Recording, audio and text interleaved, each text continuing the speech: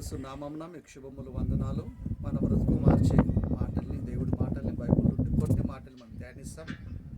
యోహాను రాసిన మొదటి పత్రిక 4వ అధ్యాయం 20వ వచనం. ఎవడైనా నేను దేవుణ్ణి ప్రేమించుచున్నానని చెప్పి తన సహోదరుని ద్వేషించిన ఎడల అతడు అబద్ధికుడగును.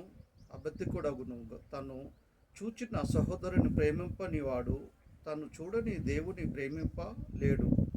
దేవుని ప్రేమించేవాడు తన సహోదరుని కూడా ప్రేమింపవలేడు.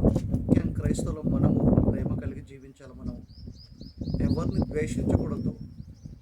చిన్న పెద్ద మాటలు ఎవరైనా మన గురించి డైరెక్ట్ అన్నా, ఒకవేళ ఎవరైనా ఇట్లా అన్నారు నేను పలానులు అని చెప్పినా కూడా మనము బాధపడద్దు. వాళ్ళ గురించి ప్రార్థన చేయాలా. ఆ బాధ మనసులో పెట్టుకోకూడదు. మనము ఆ విషయాన్ని మనసులో పెట్టుకొని మాట్లాడటం మానటం కానీ, ద్వేషించటం కానీ మనం ఆ పని చేయకూడదు. ఎందుకంటే దేవుడు ప్రేమమాయుడు కనుక, ఆయన మనం ప్రేమిస్తున్నాడు కనుక మనం కూడా ఇతరుల్ని ఖచ్చితంగా ప్రేమించాలి మనం. ఎందుకంటే కనపడుతున్న సహోదరుని మనం ప్రేమించినప్పుడు కనపడని దేవుడిని మనం ప్రేమించటం కూడా అబద్ధం అవుతుంది. కనుక నాకు తెలిసిన ఒక కుటుంబం ఉంది. వాళ్ళు దగ్గర ఇంచుమించు 15-16 సంవత్సరాల పరిచయము.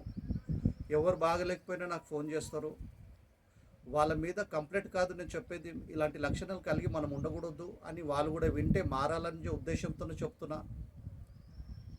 15-16 సంవత్సరాల పరిచయం నాకు. వాళ్ళు చాలా కాలం సంది పరిచయము, ఎంతో ప్రేమ గలవారు. కానీ కొన్ని సంవత్సరాల సంది వాళ్ళు ఏ అకేషన్ అయినా, ఇంట్లో ఏ ఫంక్షన్ అయినా, ఏ ప్రోగ్రామ్స్ అయినా వేరే సేవకురికి ఎవరో కనెక్ట్ అయిపోయి వాళ్ళని పిలిచి ఆహ్వానించుకుంటున్నారు. కానీ వాళ్ళ ఇంట్లో ఎవరైనా బాగలేనప్పుడు